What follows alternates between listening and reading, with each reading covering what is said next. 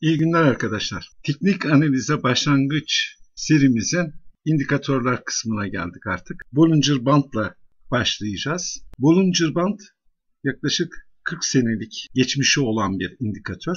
Bu indikatör şu ana kadar en rağbet gören indikatörlerin başında geliyor. O yüzden de Bollinger Band'la başladık. Evet arkadaşlar, Bollinger Band'ı 3D View ekranına nasıl getiriyoruz? Onu da kısaca anlatalım. Ekranın üstünde FX butonu var. Ona basıyoruz. Arama kısmına Bollinger yazdığımız zaman buraya Bollinger bandları ile ilgili bütün indikatörler geliyor. Biz Bollinger bandlardan başlayacağız. Bollinger bandı seçtik. Görmüş olduğunuz gibi ana ekranımızın üzerine geldi. Burada BB işaretiyle de kendisini gösteriyor. Evet, buradan ayarlar kısmına girelim. Önce renklerimizi daha görünür hale getirelim. Daha canlı olsun. Altı da seçelim. Evet, görmüş olduğunuz gibi Bollinger Band 3 tane çizgiyle gösteriliyor. Bunların ne anlama geldiğinden kısaca bahsedelim. Ortadaki bizim ana göstergemiz. Kırmızıyla çizili olan ana göstergemiz. Buna orta band diyoruz. 20 periyot ortalamasını, basit hareketli ortalamayı gösteriyor bu. Bu ortalamayı ayarlar kısmından değiştirebiliriz. Birazdan onu da göstereceğim. Üst taraftakini, üst band, bu fiyatın ne kadar oynak olduğunu gösteriyor. Standart sapmadır bu. Ortadaki 20 periyotluk basit hareketli ortalamamıza göre sapmayı gösteriyor. Üsttekine üst band, alttakine de alt band diye isimlendiriyoruz. Fiyatlar ne kadar oynaksa bu aradaki band mesafe açılıyor. Görmüş olduğunuz gibi genişliyor. Bunu buralarda daha net görebiliyorsunuz. Evet. Görmüş olduğunuz gibi oynaklık arttıkça aradaki band genişliyor.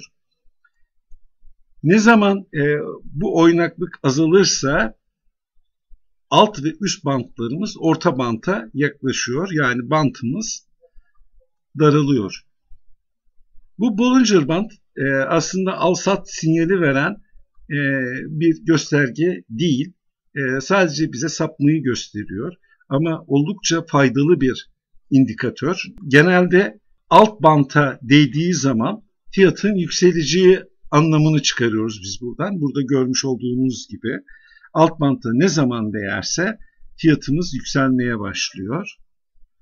Üst banta da değdikten sonra fiyat düşme beklentisi içine giriyoruz. Üst banta değdiği andan itibaren fiyatların görmüş olduğunuz gibi düşmeye başladığını gözlemliyoruz. Piyasada genel itibariyle alt banta değdiği zaman alış, üst banta değdiği zaman satış anlamı çıkarılıyor ama indikatörün yaratıcısı buna karşı çıkıyor. Bu sadece bir gösterge olarak değerlendirilmesi gerektiğini söylüyor.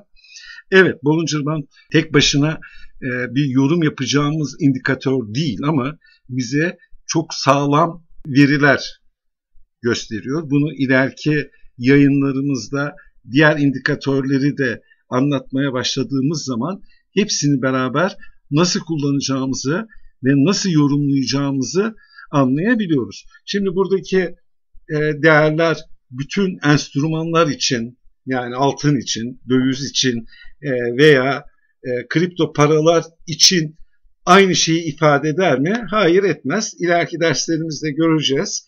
Hangi yatırım aracını kullanıyorsak onun özelliğine göre bu değerleri kendimiz değiştirebiliriz. Şimdi sadece nasıl değiştiğini göstereceğim.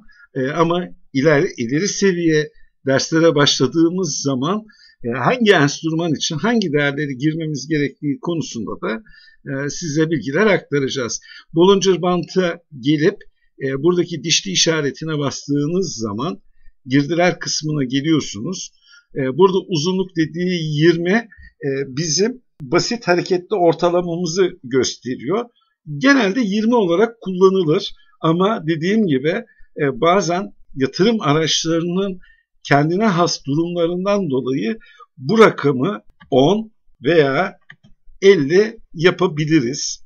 Görmüş olduğunuz gibi 50 yaptığımız zaman bantların arası biraz daha açıldı. Hemen altında, iki altında standart sapma diyor. Biz bunu 20'den 50'ye çıkarttığımız zaman standart sapmayı da 2.1 olarak değiştirmemiz gerekiyor arkadaşlar. Bunu 10'a çevirdiğimiz zaman da buradaki sapma değerini 1.9 olarak ayarlamamız gerekiyor. Genelde kullanılan 3 tane ana değerimiz bu rakamlardır. Bunları şu anda bilmeniz aklınızın karışmaması açısından çok faydalı. Buna tamam dediğiniz zaman işlemimiz gerçekleşmiş oluyor. Stil kısmında da az önce ben renkleri değiştirirken görmüştünüz. Burada da alt bant, üst bant ve hareketli ortalamayı renklerini değiştirerek kendinize göre rahat edebileceğiniz bir görsel elde etmeniz mümkün. Tamam dediğiniz zaman bunlar kayıtlara geçiyor. Evet, hafızaya aldı. Genel itibariyle düşüş trendlerinde görmüş olduğunuz gibi hareketli ortalamanın altında seyrediyor. Bu ortadaki hareketli ortalama bizim için çok kuvvetli bir değer. Bunu aynı zamanda destek ve direnç olarak da kullanıyor. Piyasa bunu bu şekilde yorumluyor. Keza alt bant ve üst bantları da aynı şekilde. Görmüş olduğunuz gibi düşüş trendinde olan bir fiyat silsilesi orta banta gelmiş. Fakat burada bir dirençle karşılaşmış, geçememiş ve düşmeye devam etmiş. Bu yükselen trend olduğu dönemlerde de tam tersi bir durum söz konusu. Orada da şurada görmüş olduğunuz gibi yükselen bir trendimiz var. Burada da fiyatlar genelde hareketli ortalamanın üzerinde seyrediyor arkadaşlar. Fiyat üst banda değdikten sonra düşmeye başlamış. Fakat orta hareketli bandı geçemediği için, burada bir destekle karşılaştığı için fiyatımız tekrar yükselmiş. Ta ki kuvvetli mumlarla düşüş hareketi başlayıncaya kadar.